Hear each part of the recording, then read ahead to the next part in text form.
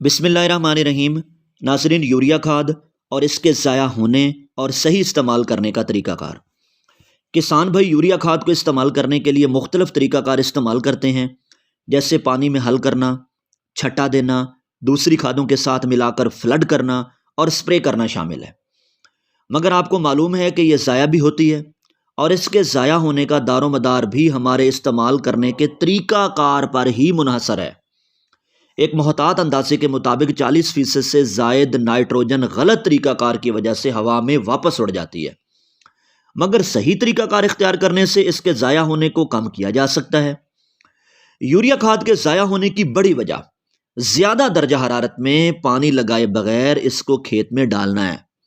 عموماً کسان اگر رات کو پانی ہے تو دوپہر یا شام کو چھٹا دے کر چلے جاتے ہیں۔ یہ سب سے غلط اور سب سے زیادہ یوریا کو ضائع ہونے کا یہ سبب بنتی ہے۔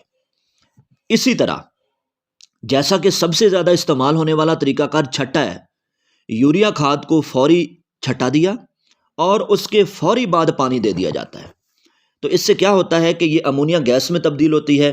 یہ اس قدر غیر متوازن ہے کہ یہ جب امونیم ہائیڈرو آکسائڈ بناتی ہے تو یہ فوری زمین کی سطح سے اڑ کر واپس ہوا میں چلی جاتی ہے۔ اسی طرح یوریا کے ضائع ہونے کا تعلق زمین کی پی ایچ سے ہے۔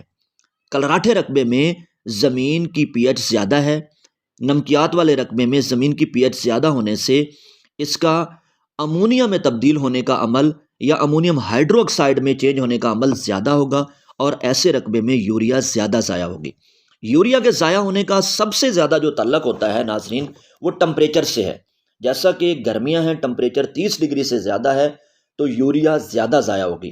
اگر ٹمپریچر 30 ڈگری سے کم ہے تو یوریا کم ضائع ہوگی۔ جیسے کہ سردیوں میں یوریا کھاد کم ضائع ہوتی ہے، تو اسی وجہ سے اسے ونٹر فرٹیلائزر کہا جاتا ہے کہ یہ سردیوں کی کھاد ہے۔ تو ناظرین، کون سا ایسا طریقہ کار اختیار کیا جائے جس سے یوریا کو ضائع ہونے سے بچایا جائے؟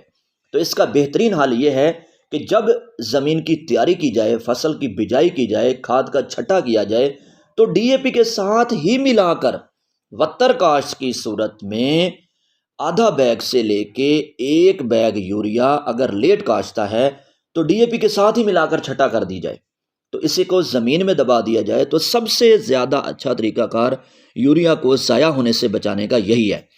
اور آج کل کے حالات میں جیسے کہ اب پہلا پانی یا دوسرا پانی لگایا جا رہا ہے، تو پانی لگانے کے بعد شام کو اسی دن یا اگلے دن یا دوسرے دن یا جیسے رقبے کی مناسبت سے تیسرے دن وتر آنے پر اگر یوریا کا چھٹا کیا جائے، تو ان حالات میں سردیوں میں ٹمپریچر 30 ڈگری سے کم ہے، یوریا کی افادیت کو بڑھایا جا سکتا ہے اور فصل کو زیادہ سے زیادہ اس کا فائدہ پہنچایا جا سکتا ہے۔